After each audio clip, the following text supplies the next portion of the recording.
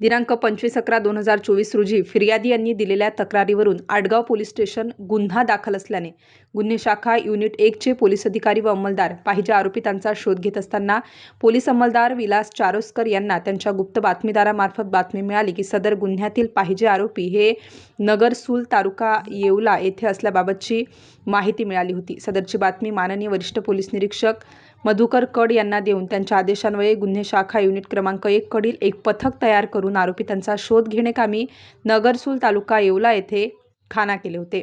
नमूद पथकाने आरोपितांचा राजापूर रोड पिंपळखुटे 3 तालुका येवला जिल्हा नाशिक परिसरात शोध घेतला असता ते मिळून आल्याने त्यांना ताब्यात घेऊन त्यांचे नाव पत्ता विचारले असता त्यांनी त्यांचे नाव सूरज रवींद्र मोहिते वय 22 वर्ष, रवींद्र साहेबराव मोहिते वय 43 वर्ष असे सांगून त्यांना गुन्ह्याबाबत विचारपूस केली असता त्यांनी गुन्हा कबूल केल्याची कबुली दिली।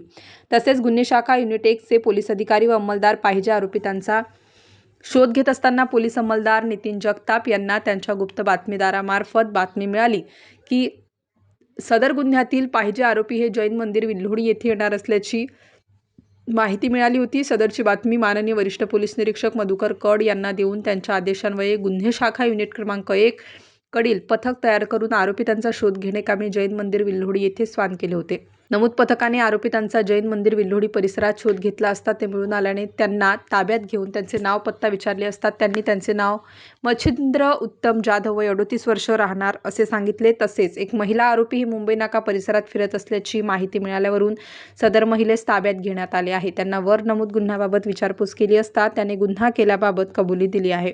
वरील पाचही आरोपितांना पुढील कार्यवाही कामी आडगाव पोलीस स्टेशन येथे ताब्यात देण्यात आले आहे। स्टार न्यूजसाठी मोहसिन पठाण, नाशिक।